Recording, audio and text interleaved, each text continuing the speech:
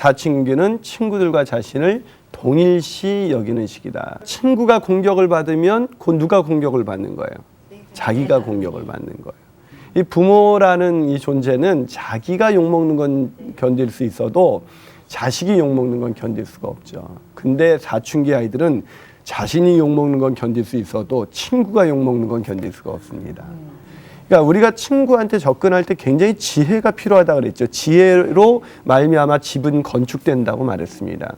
우리가 그냥 내 애니까 내가 원하는 대로 말 한마디 명령만 떨어지면 애들이 그거에 맞게 이 친구는 안 사귀고 내가 원하는 친구들만 이렇게 사귀어주면 얼마나 좋아요. 근데 애들은 그렇지 않다니까요. 내 애가 아니고 하나님이 나에게 맡겨준 아이기 때문입니다. 그러니까 아이에게 어떤 메시지를 주느냐. 이게 그리스도인의 가정이 아닙니다.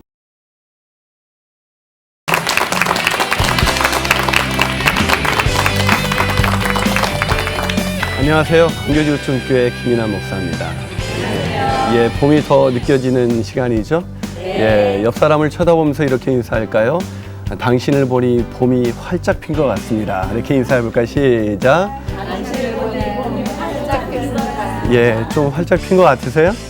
예, 오늘 좀 더 기분 좋은 인사법을 한 번 더 해볼까요? 기분 좋은 인사인데요. 옆 사람을 째려보시면서 이렇게 인사하는 것입니다. 아름다움이 죄라면 당신은 사형감입니다. 이렇게 한번 인사해볼까요? 시작. 아름다움이 죄라면 당신은 사형감입니다. 예. 예, 다 여기 죽을 사람들만 나와 있는 것 같은데. 예, 오늘은 사춘기 자녀를 둔 부모 멘토링, 사춘기 자녀에 대한 특징에 대한 이야기를 좀 더 나누려고 합니다. 그 사춘기 아이들의 이제 특징을 좀 이해하시면서 애들이 이래서 나에게 그런 이해할 수 없는 행동들을 했구나라는 것이 좀씩 이해가 되시죠? 네. 예. 이제 오늘 하면은 이제 거의 완벽하게 이해가 될 것 같아요. 자, 사춘기 아이들의 9번째 특징입니다. 9번째 특징은 뭐냐면 사춘기는 친구들과 자신을 동일시 여기는 시기다. 그러니까 친구들과 자기를 어떻게 여긴다고요? 동일시 여겨요. 그러니까 친구가 공격을 받으면 곧 누가 공격을 받는 거예요? 자기가 공격을 받는 거예요. 여러분은 언제 제일 마음이 아프죠? 내가 공격받을 때보다 내 자녀가 공격받을 때 더 마음이 아프잖아요. 제가 한번 어떤 일이 있었냐면 제가 전도사 시절이었는데 운전을 하고 골목길을 가다가 거의 다 갔는데 트럭 하나가 턴을 하면서 길을 막고 있는 거예요. 근데 저는 뒤로 좀 양보를 하고 싶은데 너무 뒤 골목이 길고 저는 거의 다 빠져온 상황이었기 때문에 그분이 조금만 움직여주면 더 좋았거든요. 근데 안 움직이는 거예요. 저분 너무하시네 이랬더니 우리 아버님이 이난아 네가 참아라. 너는 사역자가 아니냐 이러시는 거예요. 그래서 집사님이 참으라니까 저는 할 수 없이 이제 참고 있는데 너무 안 비켜주길래 제가 창문을 열고 저기 선생님 죄송하지만 좀 조금만 뒤로 가드릴 수 없을까요? 이랬더니 그분이 갑자기 제가 어렸을 때 자주 사용하던 아주 익숙한 언어를 사용했습니다. 야, 이 강아지야 이렇게 부른 거예요. 무슨 얘기인지 아시겠죠? 새겨서 들으시기 바랍니다. 그랬더니 제 마음이 상했지만 그런 욕을 듣고도 참으려고 그랬는데 누가 보니까 벌써 나가서 그 사람 멱살을 잡고 있는 거예요. 누군가 보랬더니 우리 아버님이셨습니다. 나보러 참으라 그러더니 참지 못하고 나가셔서 우리 아들이 왜 강아지냐고 막 그러면서 멱살을 잡고 계시는 거예요. 이 부모라는 이 존재는 자기가 욕먹는 건 견딜 수 있어도 자식이 욕먹는 건 견딜 수가 없죠. 근데 사춘기 아이들은 자신이 욕먹는 건 견딜 수 있어도 친구가 욕먹는 건 견딜 수가 없습니다. 자, 이렇게 말씀을 드리면 아이들이 친구를 얼마나 소중하게 생각하는지 아시겠죠. 근데 우리는 문제는 우리가 그 아이들의 친구를 이렇게 격려하거나 세워주기보다는 비난할 수밖에 없다는 거예요. 어디서 친구를 사귀어도 꼭 그런 애들을 사귀는지 몰라요. 근데 늘 말씀드리지만 상대방 부모님도 그렇게 생각한다는 거예요. 그러면 여러분의 자녀를 볼 때 왜 꼭 그런 애를 사귀냐 이렇게 생각하는 것이죠. 근데 이 친구를 사귀는 그 이유 중에 하나는 뭐냐면 이 친구는 이 사춘기 여행을 떠나는, 즉 성인으로서의 여행을 떠나는 동반자거든요. 그러니까 동지애 같은 걸 느끼는 거예요. 얘하고 나는 같은 그런 배를 타고 있다. 이런 그 동지애가 있기 때문에 단순히 어렸을 때 친구 좋아하는 거하고는 차원이 틀린 거예요. 예, 그러기 때문에 친구 아이들, 우리 아이들이 사귀는 친구들을 비난하거나 그러는 것은 굉장히 아이를 힘들게 만드는 것입니다. 그래서 그 아이는 어떻고 이래서 안 되고 저래서 안 되고라고는 얘기를 막 하면 애는 자기가 공격을 받았다고 생각을 해요. 그래서 결국은 그런 부모로부터 이렇게 더 강한 저항을 하죠. 그래서 걔는 애가 버릇이 없더라. 그러면 걔가 뭐가 버릇이 없어 엄마? 우리 애들 다 그래. 요즘 애들 다 그래. 이러면서 막 이렇게 따지죠. 그러면 우리는 어떻게 하죠? 넌 지금 엄마가 중요해? 친구가 중요해? 이것처럼 바보스러운 질문이 없습니다. 엄마가 중요해? 친구가 누가 중요할까요? 친구가 중요한 거예요. 그러면 엄마는 너무 속상한 거예요. 내가 여지껏 너를 이렇게 낳아서 키워준 나보다도 잠깐 네 기분 맞춰주는 그 친구가 소중해. 근데 가만히 보니까 친구를 더 소중하게 여기는 게 우리 애들뿐만이 아니에요. 누구도 그러죠? 남편도 그러잖아요. 친구 일이라면 막 사정을 못 쓰고 가요. 그게 의리 때문에 그런 게 아니에요. 아직도 사춘기를 벗어나지 못하고 있는 그래가지고 막 친구 일이라면 그렇게 앞뒤 안 가리고 나가서 일을 보던 사람이 집에 오면 조금도 움직이지 않고 도와주지 않고 그러는 걸 볼 때 저 사람은 도대체 내가 친구만도 못한가 이런 생각을 할 텐데 한국의 90%가 뭐라고요? 성인 아이로 진입하고 있기 때문에 그렇기 때문에 성인 아이의 특징을 보이는 것 뿐이에요. 그러면 아 남편이 아직 건강하게 그런 부분들을 떠나지 못했구나 이렇게 이해를 하시면 되는 거예요. 그렇기 때문에 문제와 같이 보이는 아이를 사귄다 할지라도 그 아이와 사귀지 말라라고 얘기하면은 안 됩니다. 어떻게 얘기해야 되냐면 저도 우리 아이가 좀 행실이 좀 좋지 않다는 아이하고 사귀고 있었어요. 그러니까 걔하고 별로 안 좋게 얘기하던 애가 어느 날 걔하고 같은 반이 되더니 걔하고 막 너무 친하게 지내는 거예요. 걱정이 되죠. 물론 그 상대방 엄마는 우리 아이가 사귀는 게 또 걱정이 될지도 모르겠지만 근데 걱정이 되니까 제가 아이한테 어떻게 얘기할까 그러다가 제가 이렇게 얘기를 했어요. 세연아 얼마 전에 우리가 귤을 사왔는데 귤 박스에 썩은 게 하나가 있었잖아. 근데 그 썩은 거 하나를 얼른 빼줬어야 했는데 안 빼고 그냥 썩은 거 하나밖에 없으니까 그냥 놔두고 먹으려고 그랬었는데 일주일이 지나니까 더 많은 귤이 썩었지. 왜 썩었을까? 그러자 이 녀석이 하는 말이 그래 아빠 그때 썩은 걸 빨리 빼내야죠. 그래. 썩은 게 하나가 있어도 안 썩은 게 더 많으니까 안 썩은 게 썩은 거에 좋은 영향을 끼쳐주면 좋은데 썩은 거 하나가 안 썩은 귤에게 영향을 끼치는 것이 바로 우리가 사람과의 인간관계도 똑같단다. 그래서 아빠는 세은이가 좋은 친구를 사귀는 거에 관심이 많고 우리 세은이가 이렇게 좋은 친구를 사귈 수 있다고 생각해. 여기까지만 얘기를 했어요. 한 번 더 얘기하고 싶어요. 그러니까 너도 그 친구 사귀지 마. 이 얘기 하고 싶었지만 그 얘기를 참고 그렇게 했더니 아빠 근데 애가요 이런 게 있어서 왜 친구들이 나한테 너 왜 그 아이하고 자꾸 노냐고 얘기를 해요 이러더라고요. 그래? 그러면 한 번쯤 생각해 볼 필요는 있을 것 같은데 그 친구에게도 장점이 있겠지만 세연이 네가 왜 그 친구가 다른 친구들도 그렇게 생각한다면 왕따 시키는 것이 아니고 그냥 건강한 그런 친구들이 그런 얘기를 하고 혹시 선생님도 그런 얘기를 한다면 세은이가 친구 사귀는데 좋은 하나의 기준이 됐으면 좋겠다. 그리고 그냥 기도를 해줬더니 이 녀석이 눈물을 흘리더라고요. 네. 그러니까 자기 안에 뭔가 그 친구와의 히스토리가 있었던 것 같아요. 그러니까 우리가 친구한테 접근할 때 굉장히 지혜가 필요하다고 그랬죠. 지혜로 말미암아 집은 건축된다고 말했습니다. 우리가 그냥 내 애니까 내가 원하는 대로 말 한마디 명령만 떨어지면 애들이 그거에 맞게 이 친구는 안 사귀고 내가 원하는 친구들만 이렇게 사귀어주면 얼마나 좋아요. 근데 애들은 그렇지 않다니까요. 내 애가 아니고 하나님이 나에게 맡겨준 아이기 때문입니다. 그렇기 때문에 우리가 이 아이들이 친구들과 자기를 동일시하기 때문에 이 친구 관계를 잘 보듬어주고 혹시 어렸을 때부터 친구를 데리고 오면 그 친구 중에서 좋은 애들을 칭찬해주고 야 친구를 보는 안목을 길러줄 필요가 있어요. 사실은 사춘기 접어들기 전에 사춘기 이전에 우리가 이제 다음에 사춘기 직전기는 어떻게 보내야 되는지 그런 부분도 배우겠지만 또한 3살까지가 인생에서 중요한 한 텀이고 3살에서 10살까지가 한 텀이고 그리고 11살에서 이제 보통 21살까지가 한 텀이에요. 그리고 그 다음이 이제 그동안 그 교육받아온, 양육받은 그것이 이제 드러나는 시기가 바로 21살, 21살 이후에 그런 부분들이 나타나기 시작하는 것이죠. 그 때문에 그 전에 애들이 친구를 데려와도 야, 우리 세은이 저 친구는 저래서 훌륭하구나. 저 친구는 이런 면이 참 예의가 바르다.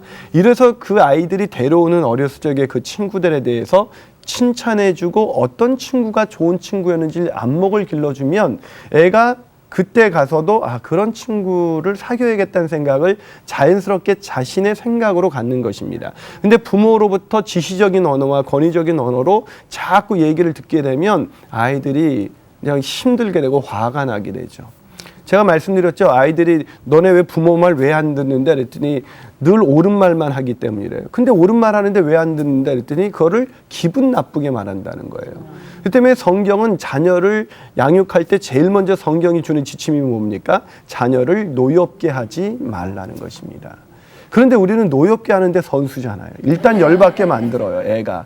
일단 말을 함부로 하잖아요.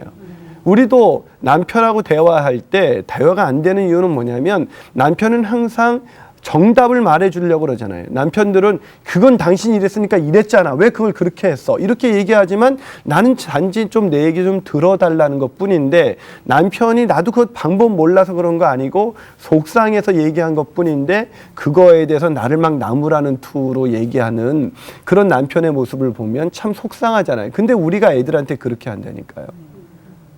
그러니까 나무라는 식으로 얘기해요. 그러니까 가만히 생각해 보니까 저는 어렸을 적에 우리 아버님이 잘못이 100%다라고 생각을 했어요.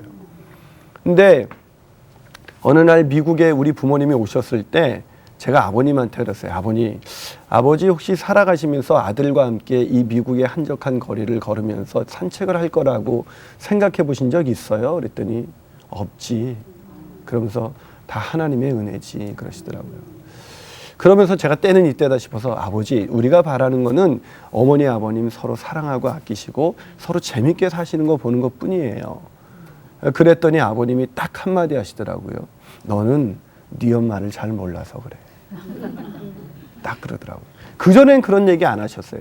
다 그냥 본인이 그냥 아버지 왜 이러세요? 그러면은 그래 내가 잘못했다. 이 성인 아이의 특징은 뭐냐면 뭐 하나 잘못을 지적하면 그래 내가 문제지 뭐 나만 이 집에서 없어지면 되지 뭐 알았어 뭐 이런 식으로 문제를 확대해서 그 사건을 얘기하는 것이 아니라 아예 말도 못 꺼내게 만드는 거죠. 아마 그런 끄덕거리시는 거 보니까 다들 경험들을 좀 하고 계시는 것 같아요. 이게 속일 수가 없습니다. 근데 그런 경우가 한국 모든 가정이 갖고 있는 고민이에요. 여러분의 가정만 느끼는 게 아니라. 그래서 그 아버님의 그 얘기가 그날따라 딱 들어와서 생각해 보니까 우리 어머님이 우리 아버지를 격려해 주신 적이 별로 없더라고요. 그래서 우리 아버님도 친구를 좋아하니까 친구들 좋아하는 걸 맨날 뭐라 그러셨어요, 우리 어머님이. 그러니까 사춘기 소년 같은 아직도 우리 아버님은 우리 할머니가 9살 때, 우리 아버지가 9살 때 할머니가 돌아가셨거든요, 저희 할머니가. 그러니까 9살 때 엄마를 잃었다. 이건 모든 걸, 세상을 잃은 것이죠. 그렇기 때문에 무조건적인 은혜를 공급받아야 되는 9살짜리 아이는 빨리 성인으로 진입해야 되는. 그래서 이렇게 조기 성인으로 진입하는 아이들은 100% 성인 아이로 진입하게 됩니다. 거의 그래요. 저희 아버님은 그럴 수밖에 없었던 거예요. 그럼 우리 어머님이 자꾸 격려해 주셨어야 되는데 그런 친구들과 어울리는 우리 아버님의 그런 모습에 대해서 왜 친구들한테 잘하면서 가족에게는 못하느냐 이런 메시지를 계속 주니까 아버지는 자기 친구들이 너무 중요한데 그거를 공격받으면서 이 와이프가 나를 공격한다라고 생각하니까 와이프에 대한 애정이 더 힘들어지는 거죠. 여러분 건강한 부부관계, 가정이 되기 위해서는 건강한 부부관계가 중요한데 여기에는 사이클이 돌고 있어요. 무슨 사이클이 있냐면 자 하나님이 그 아내에게 명령한 건 뭡니까? 남편을 존경하라, 복종하라는 거예요. 그리고 남편에게 주신 하나님의 명령은 무엇입니까? 아내를 사랑하라는 것입니다. 그리스도가 교회를 사랑한 것 같이. 봐요. 남편이 아내를 사랑해주면 아내는 남편을 존경해줍니다. 또 남편이 존경받으면 아내를 사랑하게 되죠. 이게 돌게 돼 있어요. 근데 남편이 아내를 사랑하지 않으면 아내는 그런 남편을 존경하지 않습니다. 존경받지 못한 남편은 아내를 사랑할 수가 없죠. 사랑받지 못하니까 존경하지 않고, 존경받지 못하니까 사랑하지 않고. 그러니까 이 사이클을 누군가 한 사람이 끊으면 되는 거예요. 그런데 저는 가능한 한 자매님들이 끊어야 된다고 생각합니다. 왜냐하면 제가 남자이기 때문에 그런 게 아니에요. 아, 역시 남자는 안 돼, 이렇게 생각할지 모르지만, 왜냐하면 하나님께서 여성들을 지으실 때 돕는 배필로 지으셨습니다. 자, 돕는 배필로 지었다는 거는 여성이 더 강하다는 거예요. 여러분 생각해 보세요. 만약에 여러분이 친구가 A라는 사람과 B라는 사람이 있는데 A라는 사람이 B라는 사람을 도와줘요. 그러면 돕는 사람이 더 큰 사람이에요? 도움을 받는 사람이 큰 사람이에요? 돕는 사람이 큰 사람이죠. 여유가 있고 뭔가 있으니까 도와주는 거 아닙니까? 그것이 어떤 것이든. 그것처럼 하나님이 여러분을 돕는 배필로 지으셨다는 것은 누구를 더 강하게 지으신 거예요? 여자죠. 여자가 돕는 배필이니까. 우리는 남자는 힘만 세지 요즘 힘도 약해요. 게다가 더 문제가. 그러니까 힘만 세지 실제적으로 마음이 강한 거는 여성분입니다. 여성분들은 나중에 어떤 뭐 정말 원치 않는 일로 인해서 홀로가 돼도 잘 가정을 건사하면서 살아갑니다. 근데 남자들은 그냥 알코올에만 의지하면서 뭐 이렇게 살아가죠. 그렇기 때문에 정말 중요한 것은 뭐냐면 여러분이 돕는 배필로서 친구와 동일시하는 그런 남편을 도와줘야 된다. 그렇게 도와주듯이 지금에 있는 아이들을 그렇게 도와줘야 된다.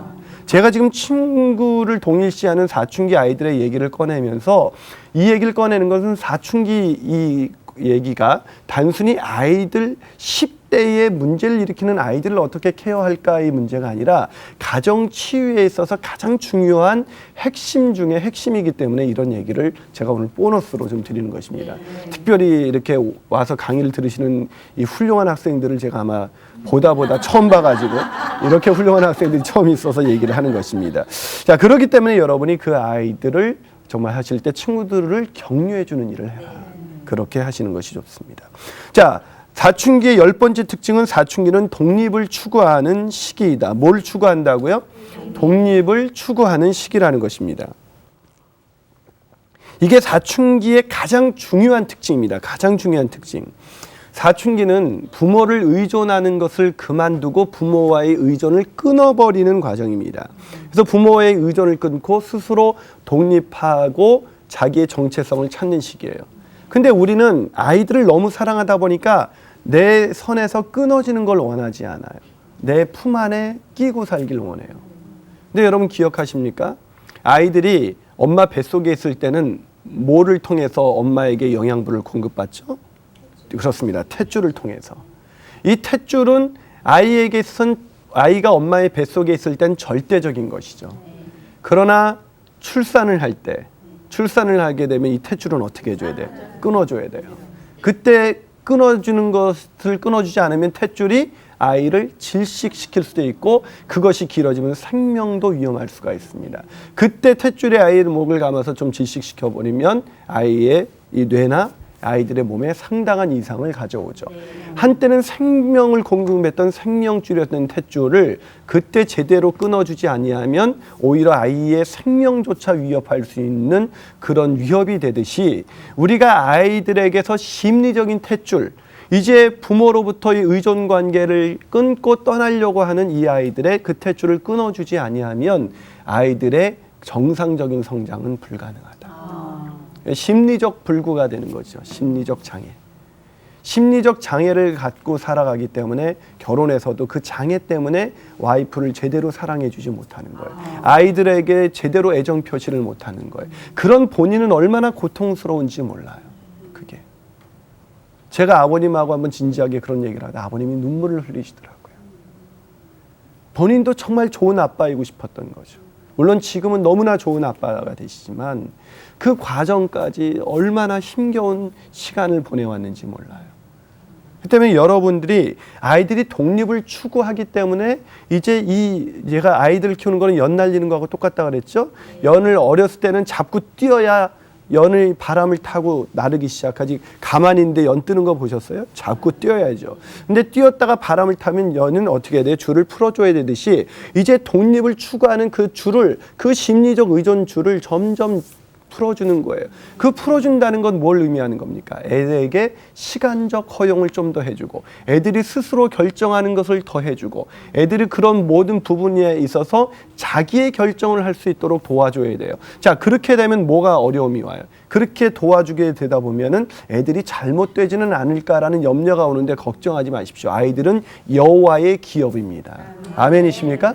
예, 여호와의 기업이라는 것은 하나님의 기업이기 때문에 하나님이 책임지십니다. 하나님이 여러분의 자녀를 여러분의 자녀들보다도 훨씬 더 강하게 붙들고 계세요. 그렇기 때문에 염려하실 필요가 없어요. 우리가 어렸을 때 어떻게 키웠냐에 따라서 애들의 인생이 달라지는 것이 아니라 하나님이 그 아이들의 인생을 붙들고 계시기 때문에 염려할 것이 없다라는 것입니다. 그런데 많은 부모님들은 그런 부분들에 대해서 심리적 탯줄을 끊으면 애가 어떻게 될까봐 끊어주지 못하고 독립을 추구하지 못하도록 꽁꽁 가둬두고 심지어 자전거도 못하게 만들어요. 그러다 넘어지면 어떡하냐. 예, 진짜 믿겨지지 않는 막 그런 아이들이 있는 것이죠. 그러면서 아이들이 외부에서, 물론 그래요. 여러분 생각해 보세요. 이게 3살까지의 경험이 사춘기와 연결이 돼 있다고 말씀드렸잖아요. 그래서 이 심리적인 탯줄을 끊는 것처럼 육체적인 독립을 하는 시기가 이유식을 하는 시기라고 그랬잖아요. 그래서 사춘기는 심리적 이유식을 하는 거고, 육체적 이유식은 6개월 지나면서 10개월 상관에 이렇게 하잖아요. 그때 이유식을 하면 애들이 이제 힘을 받아서 10개월쯤 되면 아장아장 좀 깃고 겨우 막 걷기도 하고 이러면서 애들이 이제 부모로부터 의존하지 않고 걷기 시작한다. 이건 뭘 의미합니까? 이제는 사고를 치고 다니기 시작한다는 얘기 아니에요. 애가 걷기 전께는 뭐 사고 칠 게 뭐가 있습니까? 근데 아장아장 기면서 여기 있는 거 저기 있는 거 다 끄집어당기고 어지럽고 위험한 거를 떨어뜨릴 수도 있고 뭐 이런 것들을 겪게 되잖아요. 근데 그 위험한 걸 경험하지 않고는 애들이 걸을 수가 없다는 거예요. 그렇다고 해서 애를 발을 꽁꽁 묶어놓고 걸으면 안 돼 라고 묶어놓는다면 걔가 어떻게 되겠습니까? 근데 조기 교육에 있어서 중요한 것 중에 하나는 공부를 가르치는 것이 아니라 그때 많이 저지레를 하면서 마음껏 탐구를 하는 아이가 창의성이 높다는 거예요. 그래서 그걸 우리는 저지레를 마음껏 하도록 해야 애들이 더 창의성이 높아지는데, 우리는 애들이 저지레를 하면은 싫으니까 어떻게 합니까? 못하도록 문고리도 거꾸로 달아버리고 문고리 다 빼버리고 테이프로 붙여버리고 이렇게 해놓고 창의성 완전히 죽여놓고, 너 왜 애가 이렇게 바보 같아? 다 커고 나서 본인이 한 짓을 알지 못하는 것인 거죠. 그렇기 때문에 이런 아이들이 마음껏 독립을 할 수 있도록 저지레를 한다는 것은 위험한 일을 감수한다는 것처럼 아이들은 저지레를 하기 시작하죠. 그 중에 하나가 술, 담배예요. 애들이 술, 담배를 건드리죠. 여러분의 자녀는 안 건드렸을 것 같죠? 다 건드렸습니다. 예. 그렇기 때문에 애들이 술, 담배를 거의 다 경험을 하고 있는데, 저도 아까 제가 언제 지난 강의 때 아마 못 오신 분도 있지만 제가 초등학교 5학년 때 담배를 폈거든요. 예, 어우 저런 인간이 있나 이렇게 생각하는 것 같은데. 근데 제가 초등학교 5학년 때 골목대장이었어요. 근데 그 공사하는 곳에 갔더니 그 당시 담배, 아주 쓴 담배, 환이라는 담배인데, 여러분도 아시죠? 그 담배는 필터가 없어요. 그래서 아주 안 좋은 싼 담배일수록 나중에 알게 된 거지만 그게 굉장히 독한 담배거든요. 근데 애들이 대장은 이런 거 펴봐야 되는 거 아니야? 이러는 거예요. 그러니까 내가 그래 대장인데, 그 말에 우쭐해서 성인이 되려고 하니까 거기에 손을 댄 거예요. 근데 막 콜록콜록하고 뭐 막 힘들었죠. 그게 뭔 맛인지도 모르고 이런 걸 아저씨들은 왜 필까? 이 생각이 제 머릿속에 먼저 들어왔죠. 그런데 나중에 그거를 저희 누나가 알게 됐어요. 그러니까 마치 인생 다 무너진 것처럼 어려서부터 싹수가 어떠니 이러면서 우리 누나하고 저하고 6살 차이가 나거든요. 그러니까 막 누나가 막 지금 싹수가 이렇게 좋은데 그때 그냥 그렇게 막 해버리니까 제 자신이 굉장히 한 번 호기심에 한 것뿐인데 내가 이렇게 큰 문제 덩어리인가 이런 생각이 들더라고요. 근데 우리도 그러잖아요. 애들 담배 피면 이제 인생 끝났다 얘. 넌 이제 애 벌써 담배 피기 시작했으니 뭐 이러고 친구, 물론 그거에 대해서 그걸 습관적으로 마시도록 내버려 두라는 얘기가 아니에요. 하지만 적어도 아이들의 그런 호기심이 있는, 그런 독립을 추구하면서 겪게 되는 그런 사소한 위험들, 그런 위험들을 너무 큰 데미지로, 큰 그런 충격으로 받아들이지 말라는 거예요. 그냥 그 정도 받아들이면 애가 사춘기를 위해서 이렇게 어떤 어른이 될까 독립하면서 여러 가지 저지레를 하는구나. 이렇게 좀 여유 있게 그러면서 늘 나는 그래도 널 믿어. 나는 왜냐면 네 안에 계신 하나님을 믿으니까. 내가 늘 아이들한테 그런 얘기해요. 난 널 믿는다. 왜냐면 너 안에 하나님이 계시기 때문에 난 너를 믿을 수밖에 없어. 하나님이 나 같은 사람도 이렇게 만드셨는데 야 너는 얼마나 더 멋진 인생이 될까. 애들한테 이 얘기를 늘 들려주니까 애들의 마음속에는 자기 자신의 인생을 포기할 수가 없어요. 여러분 어떤 아이들이 문제아가 됩니까? 인생 포기한 애들. 더 이상 인생의 꿈을 잃어버린 아이들이 문제아가 되잖아요. 그 꿈을 왜 잃어버렸습니까? 지나치게 아이들이 독립을 추구하면서 겪게 되는 이런 어려움들을 큰 문제덩어리로 알고 막 접어들면서 그걸 가지고 다그치기 시작했기 때문이죠. 성적이 조금만 떨어지고 조금만 이상한 옷을 입어도 조금만 이상한 뭐 짓을 해도 애들한테 왜 그러느냐라고 이렇게 다그치시는 거죠. 그렇기 때문에 아이들이 독립을 추구하는 이 시기에 가장 중요한 것은 아이들이 마음껏 독립을 연습할 수 있도록 연습의 기회를 줘야 돼요. 그것은 뭐냐면 이제 밥 먹으러 갈 때도 야 너는 뭘 먹을래? 그러면 내가 볼 때 그것이 지금 썩 좋은 게 아니라도 그래 오늘은 그거 한번 먹어보자 하고 먹고 좀 속이 좀 불편하셨더라도 먹고 나서 야 오늘 네 덕분에 피자 먹었더니 오랜만에 먹으니까 참 맛있네. 오늘 네 선택은 참 좋았어. 이렇게 얘기해주면 나 때문에 우리 가족이 행복해졌어? 이런 생각을 하게 되면 아이들이 더 행복하게 이런 부분에 대해서 야 나도 우리 가정에 아주 중요한 기여를 하는 사람이구나. 이 의식을 가지면요 빗나갈 수가 없어요. 여러분도 잘 아시는 사실 목사님인데 제가 아주 존경하는 목사님인데 이분이 아주 굉장한 한국교회 리더십이에요. 근데 이분이 어렸을 때 아버님께서 아버님께서 어느 날 그 성실하게 모은 돈을 가지고 조그만 그 땅을 하나 이렇게 이제 집을 지을 수 있는 조그만 땅을 하나 구입하게 됐는데 가족 회의를 하면서 우리가 누가 이거를 결정하는 게 좋을까 그러다가 아무래도 네가 결정하는 게 좋겠다. 아빠는 아직 공부도 제대로 못했고 네가 그래도 중학생이 됐으니 네가 우리 집에서 제일 공부를 많이 한 아이니까 네가 결정했으면 좋겠다. 그러더라는 거예요. 여러분 중학교 2학년 때 땅 살 때 집 볼 때 여러분 결정하도록 좀 심하지 않아요? 네. 그런데도 그렇게 믿어줬던 아빠. 그 아버님이 계셨기 때문에 오늘의 그분이 계시는 게 아닌가. 저는 그런 생각을 합니다. 그 아이들에게 있어서 그런 독립을 추구하도록 선택할 수 있도록 시간도 몇 시에 들어올 거야? 너 몇 시에 들어와? 이렇게 얘기하기보다는 너 몇 시까지면 괜찮겠니? 그러면은 9시까지 오게. 9시? 너 지금 시간이 몇 시인데? 너 임마 공부하고 뭐 할 일 다 했어? 막 이런 식으로 하는 식의 접근이 아니라 아이한테 그래 9시? 그래 그럼 돌아올 때까지 그 일을 충분히 할 수 있는 시간이겠지라고 그래 그렇게 하기에 좀 버겁겠지만 나는 우리 아들을 믿어. 이렇게 하면서 보내면 애가 나가면서도 그 일을 하면서도 할 텐데 우리는 시간만 통제하려고 그러지 아이들의 마음을 그렇게 보듬어주고 격려해주고 독립할 수 있는 힘을 불어넣어주지는 못한다는 것입니다. 그러다 보니까 요즘 아이들이 옛날보다 학력 수준은 올라갔는데 오히려 인생의 어려움이 올 때 그 어려움을 뚫고 지나가는 역경 지수는 훨씬 더 낮은 거예요. 그렇기 때문에 아이들이 어려움을 겪는 거죠. 여러분 우리가 인생을 살아봤지만 인생을 살다 보면 평탄한 길만 가던 분이 계시던가요? 다 굴곡을 건너잖아요. 그 굴곡을 걷는다면 결국 승리하는 사람은 한 번도 실패해보지 않은 사람이 아니라 실패를 통해서 역경을 이겨낸 사람이에요. 근데 공부를 잘하기만 하고 성공가도만 달려왔던 사람은 실패를 두려워합니다. 그 때문에 아이들이 그렇게 고득점의 아이들이 오히려 그렇게 인생을 비관적으로 살고 오히려 성공하지 못하는 이유는 이런 역경지수가 낮기 때문에 그래요. 그 때문에 더 중요한 건 여러분의 아이들이 지금 몇 등을 하느냐 이게 중요한 게 아니에요.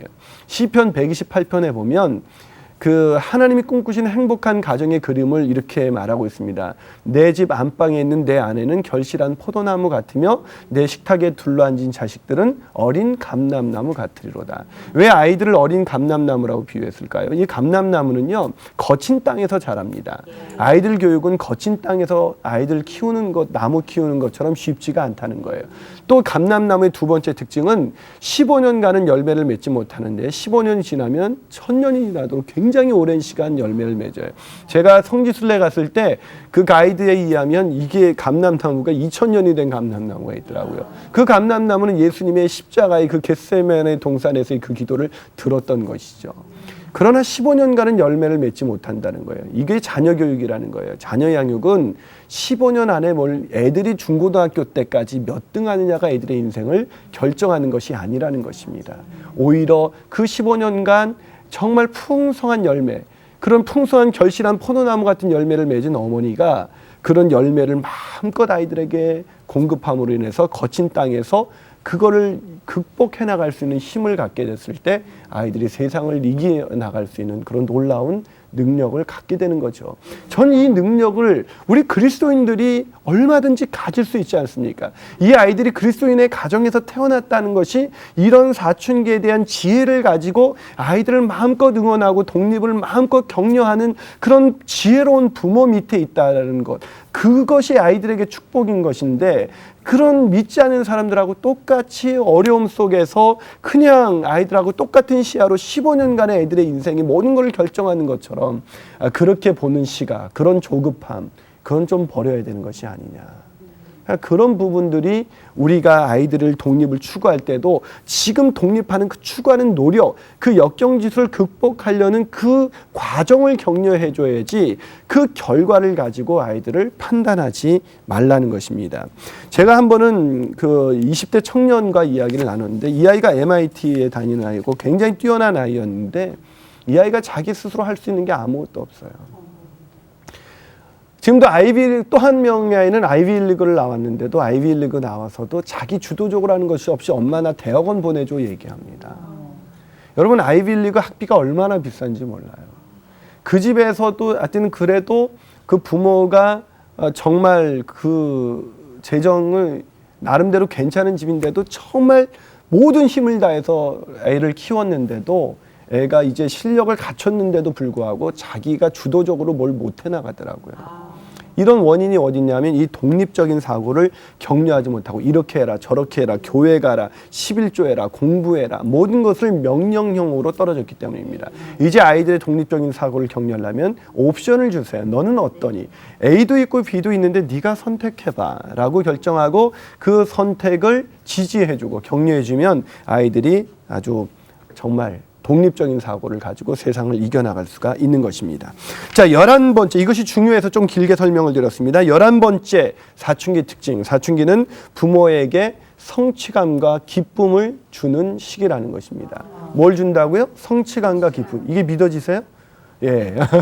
잘 안 믿어지세요? 아니, 이런 애가 무슨 나한테 성취감을 줘, 아주 고통을 주지, 뭐 이렇게 생각할 수 있는데, 사실은 10대 아이들은 불안하지만 그 아이들처럼 재밌는 아이들이 없어요. 정말 에너지가 뿜어 나오면서 그 아이들은 막 도전하고 뭔가 새로운 일을 꾸며나가는 아이들이죠. 그래서 그걸 통해서 뭔가 우리 아이가 이제 이만큼 컸구나, 독립적으로 뭔가를 해내는 아이들을 보면서 정말 보람을 느끼죠. 아, 이만큼 컸구나라는 것을 느낄 수가 있는 것입니다. 그래서 지금 시각의 차이예요. 애들이 반항하고 거부하고 그러는 모습을 보면서 야, 이 녀석이 컸구나, 이런 생각으로 보면 그게 기쁨이 되는데 이게 문제덩어리구나, 이렇게 생각하면 고통이 되는 거예요. 그 때문에 아이들이 부모에게 성취감을 줍니다. 특히 이 사춘기를 잘 건너고 나서 이제 고등학생쯤 되면 아이들이 와서 얘기합니다. 엄마, 그때 엄마 말이 맞았어. 이렇게 얘기하고 막 내가 이제라도 열심히 공부하려는데 좀 잘 안 돼. 엄마, 그러니까 좀 도와줘. 이렇게 하면 엄마들이 뭐라고 얘기하면 내가 그때 공부 열심히 했어야 되는데 잘 안 돼. 이렇게 얘기하면 엄마들이 하는 얘기는 거 봐라. 내가 그래서 중학교 때가 중요하다 그랬지. 그때 열심히 해야, 그때 기본을 갖고 있어야 지금이 되는 건데, 그러면서 또 한 번 그냥 무너뜨리는 거예요. 그때 중요한 건 뭐예요? 아, 이 녀석이 이만큼 컸구나. 이제 자기 자신에 대해서 돌아볼 줄도 아는구나. 이렇게 생각을 해야 되는데, 그런 더 깊은 교제와 이제 사춘기에 접어든 아이는 내가 일방적인 사랑을 줘야 되는 아이가 아니라 이 아이는 이제 나와 거의 대등한 친구 관계로서, 그래서 부모의 역할도 어렸을 적에는 완전한 보호자가 되어야 되지만 성장하면 이제 사춘기에 접어들면 동료 관계, 친구 관계로 가야 돼요. 그래서 아이들한테도 앉혀놓고 앞에 앉혀놓고 가능한 훈계하지 마세요. 어릴 적엔 그럴 필요가 있죠. 딱 앉혀놓고 딱 1대1로 마주보고 훈계하지만 사춘기가 되면 같이 걸으면서 산책을 하면서 옆에서 말을 주는 거는 늘 제한이 돼요. 이렇게 해라 저렇게 해라가 안 되죠. 옆에서 아빠 때는 그때 이랬는데 너는 어때? 이렇게 하면서 애하고 묻는 거죠. 아 그래 그 녀석이 그렇게 괜찮니? 네 마음을 그렇게 뺏어가는 녀석이 있었어? 되게 멋진 녀석인가 보구나. 이제 이런 식으로 얘기를 꺼내면서 아이들의 그런 여러 가지 여지껏 10가지 그런 특징들에 대해서 이야기를 나누고 그래 아빠도 그땐 참 보잘것없는 사람이라고 생각했는데 하나님은 나를 이렇게 대단한 사람으로 키워내시는 거 보면 하나님은 대단하시지. 야 아빠 같은 사람도 하나님이 이렇게 키우셨는데 너는 얼마나 더 위대한 사람이 될까. 얼마 전에 제 딸내미가 와가지고 아빠 우리 선생님이요 학교 선생님이 아빠 팬이래요 그러는 거예요. 그래? 그러면서 얘가 우쭐해서 왔어요. 벌써 니네 아빠에 대해서 막 그 선생님이 그 광림교회 다니시는 분이셨는데 그 주일학교 탐방을 왔다가 저에 대해서 얘기를 듣고 굉장히 그냥 좋은 이미지를 갖고 가셨나 봐요. 그러면서 니네 아빠 정말 훌륭하신 분이다. 이제 이런 얘기를 해줬나 봐요. 그러니까 애가 막 업돼서 왔어요. 그래서 내가 그랬죠. 세연아, 근데 아빠는 네가 볼 때 아빠가 자랑스러워? 그랬더니 그렇대. 자기는 우리 아빠가 세상에서 제일 자랑스럽대요. 그래서 그래 아빠 세연이가 이렇게 아빠를 자랑스럽게 생각해 주니까 참 고마운데 아빠는 사실은 너만 할 때 아빠는 굉장히 소심하고 의기소침하고 왜냐하면 늘 우리 아버님이 강하게 우리를 누르셨던 분이었기 때문에 굉장히 의기소침했고 아빠는 무엇을 할 수 있는 사람이라고 생각하지 못했어. 그런데 하나님을 만나고 나니까 내가 이렇게 놀라운 사람으로 변했네. 근데 우리 세은이는 아빠가 보니까 아빠보다 훨씬 더 훌륭해. 아빠는 세은이 때 하는 거를 아빠가 못하는 게 너무 많은데 우리 세은이는 아빠보다 춤도 잘 추고 또 아빠가 할 수 없는 악기도 다루고 또 친구 관계도 아빠보다 훨씬 더 좋고 이런 걸 볼 때 세은이는 리더십이 있어. 이런 세은이가 하나님 앞에 붙들린다면 얼마나 더 위대한 사람이 될까. 그때 아마 나중에 세은이가 자녀를 낳으면 세은이 자녀는 아빠보다 세은이를 훨씬 더 자랑스럽게 생각할 거예요. 이렇게 얘기하니까 이 녀석이 기분이 좋아서 들어서 막 공부를 열심히 하더라고요. 원래 좀 산만해서 공부를 열심히 안 하는 아이거든요. 그러니까 아이에게 어떤 메시지를 주느냐. 이게 그리스도인의 가정이 아니냐. 근데 그리스도인의 가정에서 똑같이 세속적인 그런 공부에 대해서 짓눌림을 당하고 그걸 못하면 마치 아무것도 할 수 없는 것처럼 너 공부 못하면 그 성적으로 아무것도 못해 뭐 맨날 이런 얘기를 하는 거죠. 그리고 애들이 보면 또 공부를 열심히 해주면 좋겠는데 기쁨과 성취감을 줘야 되는데 좀 오래 책상에 앉아있으면 우리가 기쁨이 되죠. 근데 이 애들은 30분만 앉으면 금방 일어나요. 산만해요. 그냥 엄마 물 없어요 그러죠. 저도 생각해보니까 저도 굉장히 산만한 아이였어요. 그래서 우리 누나는 공부를 정말 열심히 했어요. 이렇게 책상에 앉으면 일어나질 않아요. 어떻게 인간이 그럴 수가 있는지 저는 책상에 앉으면 30분만 되면 냉장고가 궁금해지기 시작해요. 그래서 냉장고를 꼭 열어봐야 돼요. 그러면 우리 어머님이 하시는 말씀이 이난아 우리 이난이는 머리는 좋은데 공부를 안 해. 어디서 많이 듣던 얘기죠? 그런 얘기를 늘 들으면서 이렇게 자랐습니다. 근데 우리 누나는 그래서 마침내 서울대학원을 약학대학원을 졸업했어요. 예, 벌써 야 하시는 분이 이상한 분들이에요. 그게 기준이 아니라니까요. 저도 우리 누나는 정말 야 했던 사람이었죠. 근데 하나님이 우리 누나도 지금 물론 우리나라의 국민 복원을 위해서 그 분당에서 약국을 하고 있지만 저는 하나님이 전 세계로 저를 데리고 다니시면서 저를 사용하시더라고요. 저 때문에 사람이 바뀌었대요. 저 때문에 어떤 사람이 인생이 바뀌었다는 얘기를 들려주고 있습니다. 사랑하는 여러분, 정말 부모에게 성취감과 기쁨이 주는 것이 꼭 공부여야만 하겠습니까? 우리가 잘못된 사고에 길들여져 있기 때문에 애들이 기쁨이 되지 않는 것이지 우리가 사고의 틀을 넓혀서 주님의 시각으로 아이들을 바라보면 정말 아이들이 우리에게 놀라운 기쁨이 된다는 것을 알 수가 있습니다. 여러분, 그 아이들이 여러분에게 기쁨인 것을 믿으시기를 축복합니다. 예, 그래도 아멘이 안 나오시는 분이 계세요. 자, 마지막으로 그 사춘기는 부모들도 적응하기 힘든 시기라는 것입니다. 10대 자신도 당혹스러운 시기지만 부모들도 적응하기 힘든 시기죠. 그래서 중년의 뭐라고 말해요? 중년의 위기라는 말이 있죠. 중년의 위기. 이 중년에 왜 위기가 오냐면 이 사춘기를 건강하게 보내지 못한 아이들이 성인으로 되지 못하고 성인 아이가 된다고 그랬잖아요. 근데 이 성인 아이가 자기 자신을 찾기 위해서 이제 20대 후반부터 뭘 찾기 시작하면 일을 찾기 시작해요. 내가 무엇이 될까? 내가 가진 직장, 그 직장에서 승진하는 것으로 내 자아가 발전되고 있다고 생각해요. 그러나 그건 내면의 발전이 아니에요. 내면과 외면은 틀린 거예요. 외면에 아무리 높은 공적을 쌓아간다 할지라도 우리 마음은 한치도 자라지 않습니다. 그렇기 때문에 우리 내면이 자라야 되는데 그 외면이 발전하는 것에 온통 관심이 집중되어 있다 보니까 자기가 아무런 문제가 없다고 생각해요. 그러다가 40대 접어들어서 이제 막 성공을 향해서 달려가는데 이제 끝이 보이기 시작하는 거예요. 그 끝이 보이니까 이건 아닌데 라는 생각이 드는 거죠. 그때부터 방황을 하기 시작하는 거예요.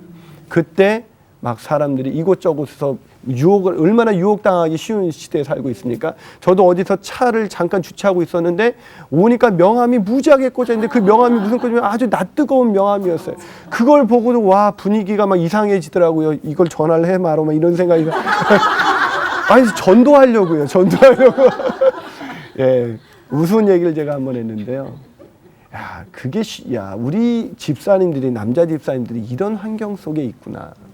자기의 자존감이 높지 않은 사람, 그 가정에서 행복을 경험하지 못하는 사람은 얼마나 쉽게 이런 속에서 빠져나갈 수가 있을까.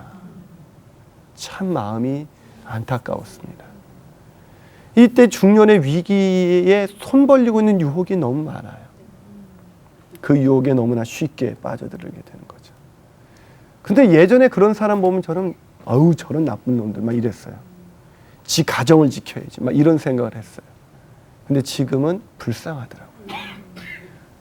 저 사람들도 건강한 가정에서 건강한 부모를 만나서 건강하게 자랐다면 얼마나 행복한 그런 인생을 살았을까.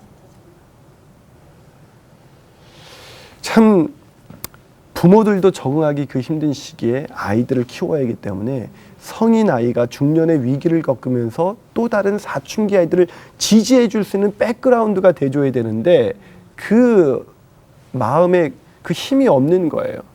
어떤 면에서는 엄마들도 없어요. 그러니까 애들 다 팽개치고 학교 가면 맨날 엄마들끼리 만나서 그냥 먹을 거 모이면 온통 아줌마들 뿐이에요. 거기서 먹으면서 이렇게 자기 시간을 수다 떨면서 보내시는 걸 보면서 참 마음이 아팠어요.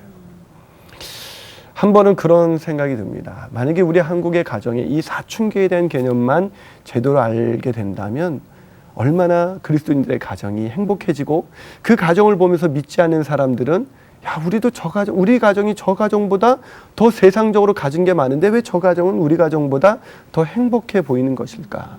그게 궁금해서 교회로 들어오게 돼서 그 가정도 치유가 되고 그래서 우리 한국이 정말 하나님 나라가 되는 그런 복된 시간이 왔으면 좋겠습니다.